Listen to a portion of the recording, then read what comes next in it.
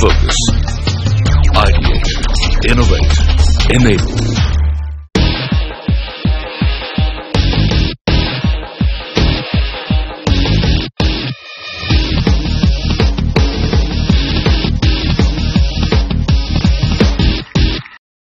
The transport and logistics sector is literally the nervous system of an economy, providing smooth and cost-effective movement of goods on which other critical sectors depend.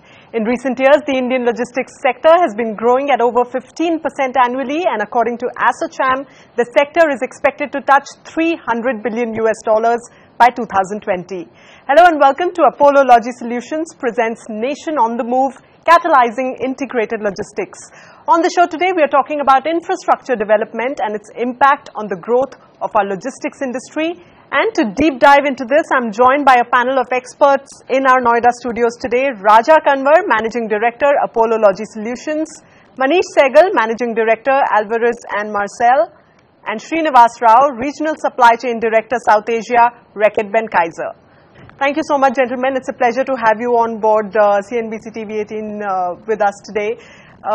So the Indian logistics sector has been growing at over 15% annually. Maybe I'd like to start with you, Manish. Just set the broad context for us.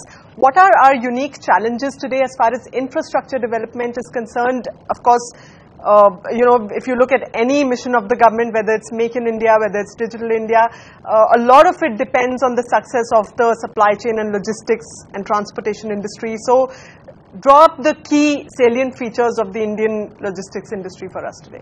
Sure. As you rightly said, this sector is witnessing, phenomenal growth. We've also seen a lot of organized activity, a lot of infrastructure that's actually got developed. As we all would appreciate, the entire economy really runs on the back of logistics as a backbone. And I won't deny there are significant challenges when it comes to both the adequacy and also the quality of infrastructure that we have. Be it in terms of the roads, we've had some improvement over the last 5 years, but still a lot more to be done, simply because of the quantum of freight that really moves on road. But if we move beyond road and if you look at rail, extremely underdeveloped when it comes to movement of freight, both in terms of the track length and also just the capacity that is available.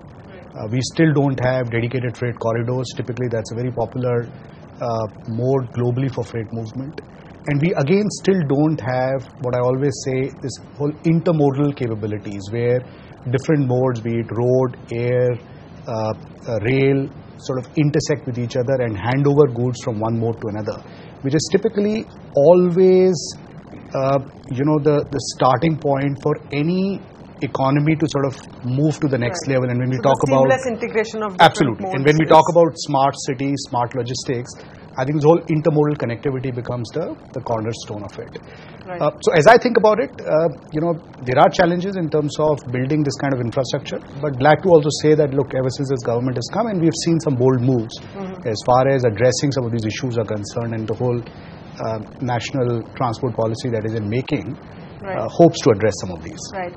So, Raja, from a logistics provider point of view, how do you think urban freight flows can be monitored better, and how do you think they should be integrated better in the years to come? Well, I feel that technology is going to play a very, very important role, and we are seeing a lot of money going behind companies putting GPS into their transportation, and better planning is on the table, and so technology will play a role.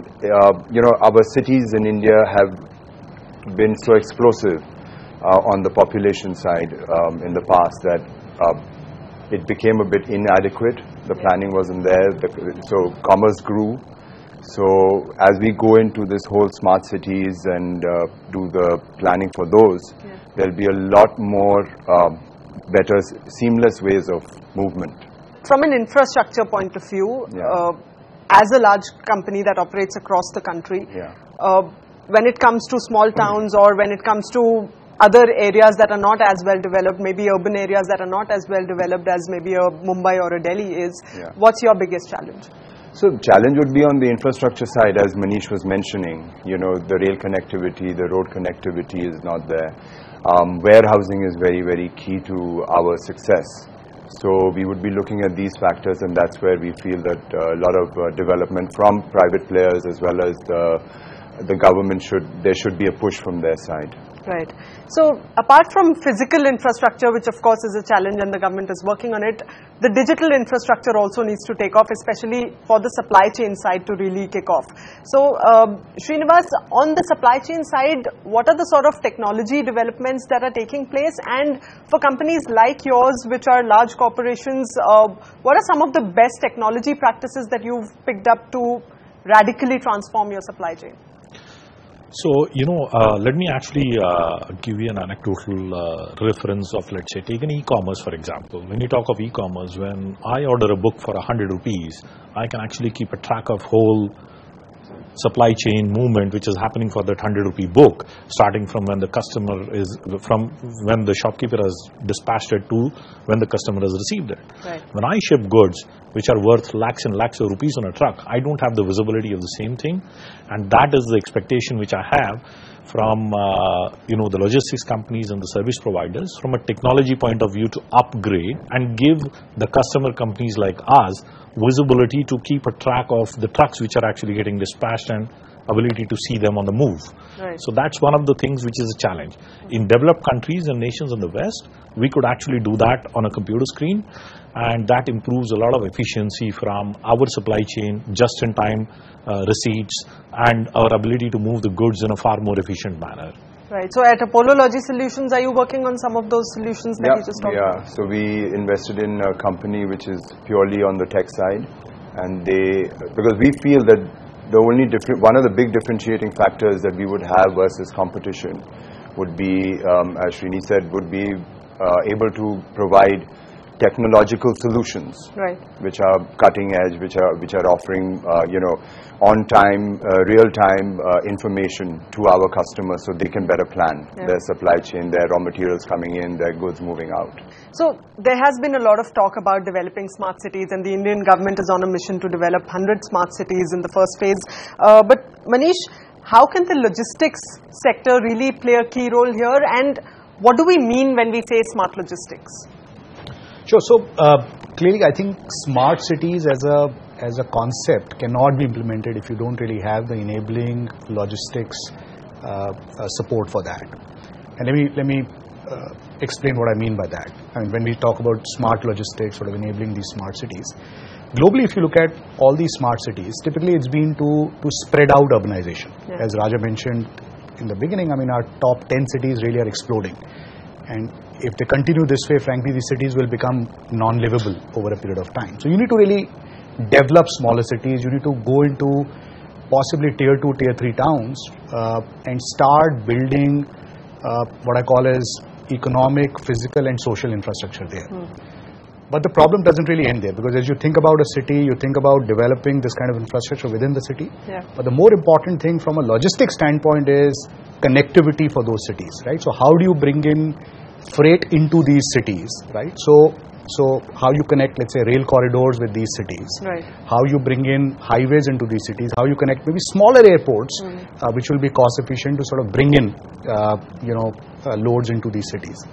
And then once you sort of have connected these cities through this network, then how you manage what we call as intra-city logistics, right? The movement of goods which are either food products, consumption products, because we'll be like any other urban city. Yeah. I think we need to learn from the mistakes we have done with our already congested city. So how you plan freight movement within the city, how you use technology to sort of monitor the freight movement and decongest cities from the point of view. How big is the opportunity of smart cities for a company like yours?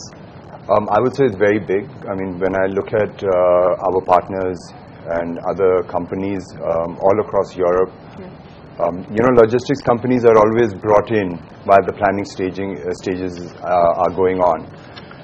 for being able to determine the flow, as Manish is mentioning also, the flow of goods coming in and out of the city without disruption. Yeah. So we are very keenly working with some of the government bodies to identify and sit down with them and get into the planning stage so that, you know, movement is better and it does not disrupt the daily life of people. Right. And it's quicker and it's more efficient. All right, so on that note, it's time to take a short break right now, but stay with us because on the other side, we'll discuss the impact of increasing e-commerce penetration on the logistics sector and a lot more. Stay with us on CNBC TV 18.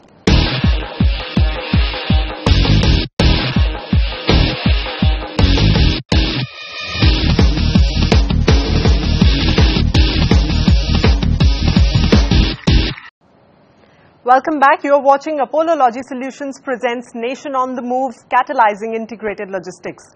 India's e-commerce sector is among the fastest growing in the world and is currently at an inflection point. It's a sector that is in fact significantly transforming our logistics sector as well. So gentlemen, talking a little bit about the current boom in the e-commerce sector, Srinivas, in the FMCG space, what sort of an impact has increasing e-commerce penetration had on your supply chain side? So in terms of FMCG sector, it's playing a very important role. It started off with less than 1%, I would say, end of last year, and it's actually moving up to almost about 3 to 4% of our total revenues coming in from there. And it's a very easy win for both the consumers as well as for the companies like us to actually supply, because when you talk about branded products in FMCG, people know what exactly they want and it's easy for them to shop. Right. The challenge, I would say, therefore, is for us to be able to kind of develop logistic solutions to be able to actually deliver those each into individual customers' homes, which is where we are looking at good partners for us to be able to help us out to actually deliver our goods to the customers. All right. And Manish, from a larger e-commerce sector point of view, what's the larger impact that you see on the logistics and supply chain sector? Have the opportunities increased for businesses there? Absolutely. As you rightly said, this is today possibly the fastest growing sector for logistics companies. I mean, when you look at as a service provider to this sector. Just to put things in perspective, today logistics handles around 1.5 million shipments of e-commerce a day. And my view is that this number will quadruple. I mean, this will become maybe 6 million shipments a day in 5 years' time.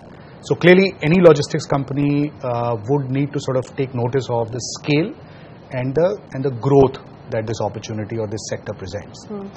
Having said that, I think what we also, and you know, I'll just make one very important point. This is a type of logistics that we as a country never really had capability to do. This is what we call as a B2C logistics, where you have to take that small parcel, a 1 kg parcel, from a point of pickup, which could be, let's say, a fulfillment center or a vendor, all the way to a customer's house. And you're sort of being the brand ambassador of the e-commerce. Yeah, absolutely. Well. And you know, customer experiences the brand or the e-commerce platform through that delivery boy who sort of comes and knocks at your door. And how we do it in an efficient manner, in a cost-effective manner, and also address the unique challenges of, let's say, doing cash on delivery, returns, which are again possibly very unique to India. I mean, we haven't seen those kind of trends globally. Makes logistics for e-commerce actually quite complex and challenging, which, you know, obviously certain companies have picked up and identified as an opportunity, but still a lot of work to be done there. All right. So another critical point when we are talking of the logistics and transport and logistics sector is, of course, warehousing. And post GST, are you expecting a consolidation of sorts, Raja? You know what, we are looking at a model that would be more of a hub and spoke model. So, you know, setting up of big multi-user facilities, warehouses very far away from cities, where you're able to find cheaper land, and then pushing it out into spokes which are going to be much, much closer to the towns and cities, and then you can do your milk runs from there. So we are looking at a different format, and there will be some consolidation as we go on. That is going to be a big focus area for you? Yeah, it is.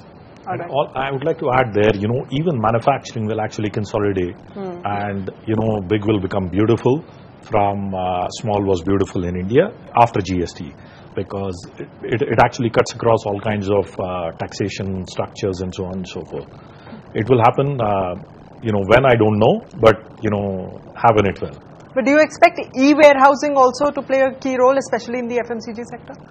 It could be possible, and I don't want to make a guess there, but it's a little away, I would say. That's the second step of consolidation, I would say. All right. Yeah. All right. So, Manish, transit-oriented development is something that many developed nations across the world have taken up.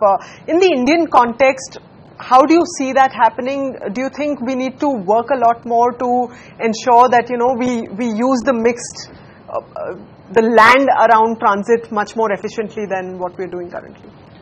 Right. As we think about smart cities, decongesting our existing over-congested cities, I think this whole transit-oriented development is really a great solution there, and we've seen it in the West, especially in America, where a lot of economic activity, social activity has been brought back to, let's say, some of these cities which otherwise were struggling. Denver is a good example.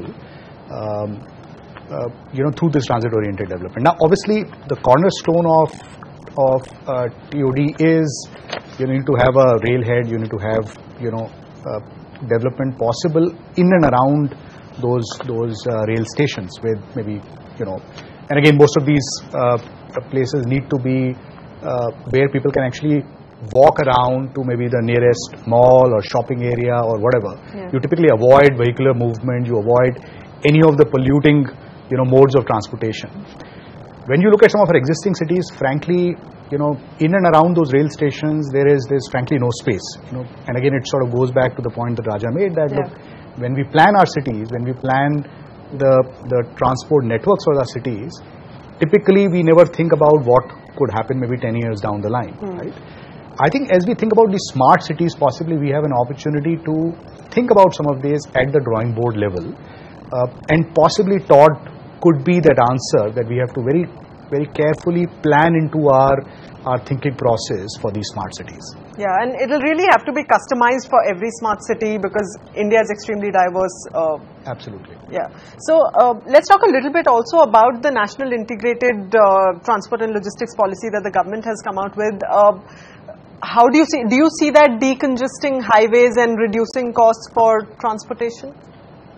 It will over time. Not absolutely right away, but it will take some time. But I feel with something like the GST coming in, that will create a very level playing field for all of us in logistics, because currently when we look at a transporter, a transportation company, that guy would be able to undercut a company like ours very easily in his costs, and he will try and avoid paying taxes.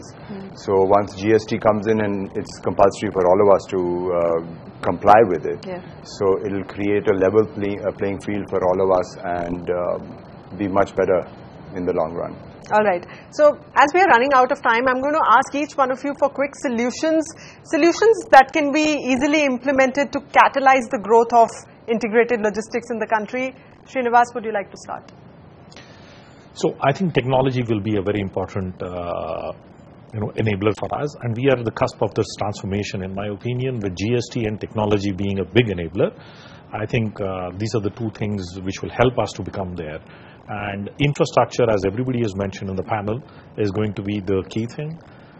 China has actually taken absolutely the reverse model, that they actually developed infrastructure and development followed. We actually have taken the reverse model of first development and then the infrastructure. I mean, time only will tell us what is the right thing to do. Yeah. All right. Manish? For me, it will be three levers. Infrastructure, and by infrastructure I mean we need to really build world-class infrastructure. I think I quite like the point Srini made. Big is beautiful. I think that's how we have to think, and we've seen it in other parts of the world. Government actually has to play an important role. Technology, and I'll also talk about skill. I think this industry also needs more talent to sort of flow in, given the amount of innovation that this sector needs. Right. I would also say that very good and proper planning is required, and that would be able to manage and handle what the other two gentlemen are talking about. Technology will play a very, very key role, but planning and really thinking far out into the future so that we are ready for the growth. All right. Thank you so much for joining us on the show today, gentlemen. With that, it's a wrap on this special show. As the Indian logistics sector gets set to take the next big leap, technological advancements, infrastructure development and reforms like the GST will define the sector, which in turn will continue to fuel our economic growth. Hope you enjoyed the insights. Thanks for joining us. Goodbye.